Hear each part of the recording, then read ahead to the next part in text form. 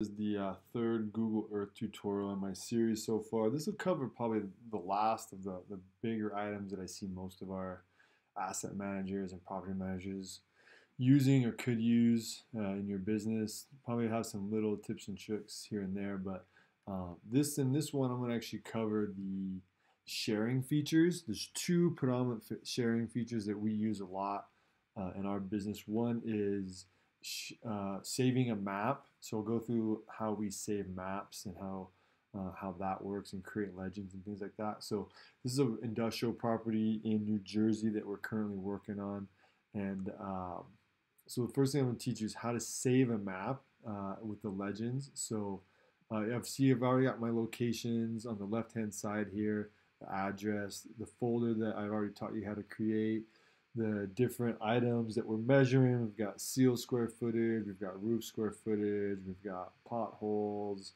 and I've got a roof leak. So some things that you probably work on regularly. I'm going to go up here and you're going to hit File, and you're going to hit Save, and you're going to hit Save Image.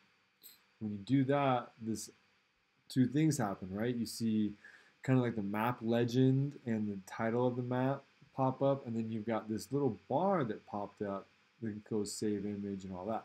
So first of all, just click on this title map. You can put the address in here, 1000 Hyler Street. You could put some notes here if you wanted. Property measurements and areas to be reviewed, maybe. Just some notes, whoever you're going to save it to. Sometimes we'll put in like 2020 recommendation map or future budget map or immediate repairs map, whatever, like just to give whoever you're going to send it to so a little bit more information. So we get out of that. Over here, notice there's a bunch of stuff on the legend, stuff that you really don't need. So if you click on this, then you can select everything that you want. So like here, I can take out the Hyler Street, the supplies, the feature one, just leave the things that I created, whatever is really useful. If you're using multiple properties, you might have some things here that are from a different property pop up. So in that case, you would just hit this refresh from view, and that would bring everything over.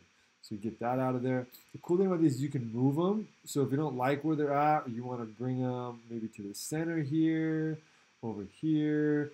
If you want to stack them, so maybe put that there, put this here. I like doing that. Depending on the property, it might be easier to see depending on where you want to put stuff. I usually put a lot of things in the roof unless I'm making a lot of notes about the roof, because that's usually the biggest surface area on the map. And then I'll hit Save Image. Whatever saving you do, you can put this. I'm just going to put this one on my desktop. I'm going to say GE tutorial. Okay. Has that popped up? And hit save. Boom, and it should be there.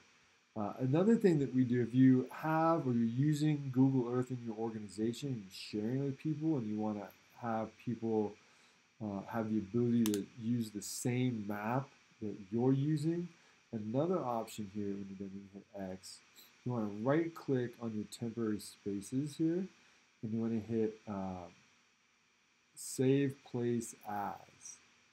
When you go see this KMZ, this KMZ here at the bottom, that is the file type that Google Earth saves as, and you can put this Google Earth right on your desktop, and then when you send it to people, it's like a link, and when they click on it, it'll actually pull up this map in their Google Earth, so they can manipulate it, they can make changes, and send it back and forth. It's really useful, especially like on our team, if someone's in the field and we want to have one map that we can all use to manipulate. We actually put this in our file so that we're all looking at the same thing.